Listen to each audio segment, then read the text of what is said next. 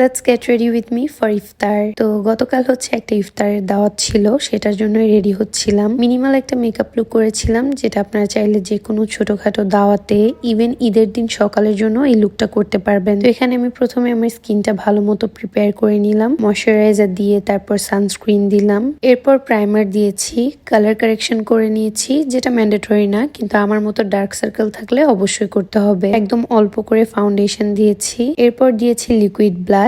এই দুইটার কম্বিনেশনে খুব সুন্দর একটা শেড ক্রিয়েট হয়। আন্ডার আইসটা একটু হাইলাইট করতে একদম অল্প করে কনসিলার দিয়েছি এবং সেটাকে খুবই সামান্য পরিমাণে লুজ পাউডার দিয়ে সেট করে নিয়েছি। পাউডার ব্লাশ দিয়ে লিকুইড ব্লাশটা সেট করে নিলাম। চোখের আউটার কর্নারেও সামান্য দিয়েছি, যেন চোখটা দেখতে একেবারে ব্ল্যাঙ্ক না লাগে। সেটিং স্প্রে দিয়ে মেকআপটাকে সেট করে নিলাম। দেন আইব্রো ড্র করলাম, কনসিলার দিয়ে আলাদা করে প্রিসাইজ করিনি টু কিপ ইট ন্যাচারাল। একদম ন্যাচারাল লুকিং একটা আইল্যাশ পরেছি, বিকজ আমার ন্যাচারাল আইল্যাশ খুবই ছোট, সো আমার কাছে না হলে চোখটা একটু বেশি ফাঁকা ফাঁকা লাগে। ব্রোঞ্জার দিতে ভুলে গিয়েছিলাম, সো লাস্টে কপালে হালকা করে দিয়ে নিলাম। Makeup complete. এখন এই দুইটার মধ্যে কোন ইয়ারিংটা পরবো দেখছিলাম, এন্ড অবভিয়াসলি প্রতিবারের মতো আমি আমার ফেভারিট পার্ল ডিজাইনের ইয়ারিংটাই পরেছি। And here is my final look. খুবই ইজি একটা মেকআপ লুক, আমি এটা প্রায় সবসময় করি, আমার গো টু মেকআপ লুক। লুকটা কেমন হয়েছে let me no in the comments.